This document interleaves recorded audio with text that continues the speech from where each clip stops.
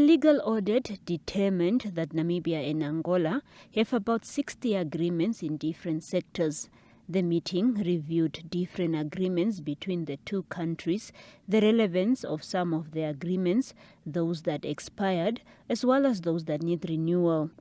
However, the final document could not be released at the end of the meeting. So far, the document is being finalized. I have to say that, of course, we could not have a closing session in Rwanda because the document, it's a long process when you have two languages that has to be translated. First of all, the meetings were very long.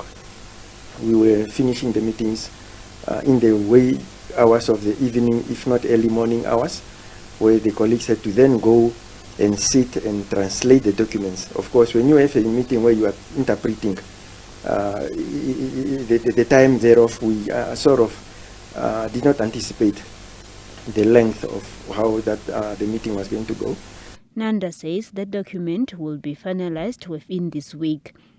The agreements are in the sectors of defense, education, health, energy, and agriculture, among others.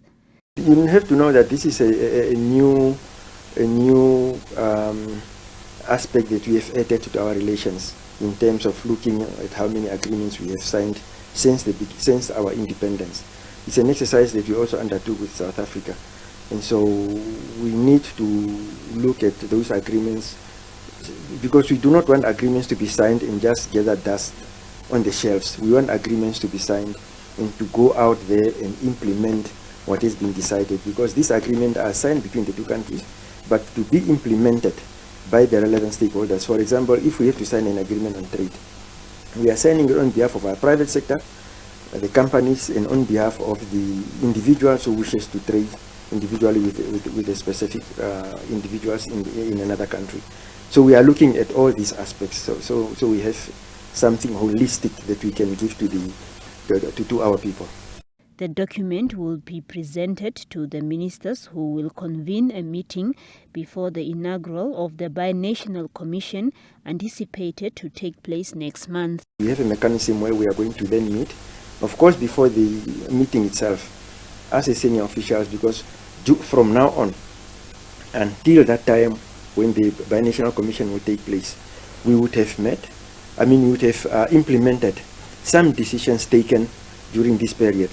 And so we would need to meet just a day before the ministers meet, so we can tick off what has been implemented and then give our document then to the ministers. But of course they would have the document in the interim period.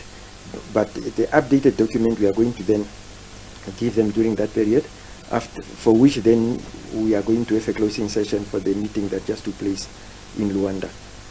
Salima Henok, NBC News, Windhoek.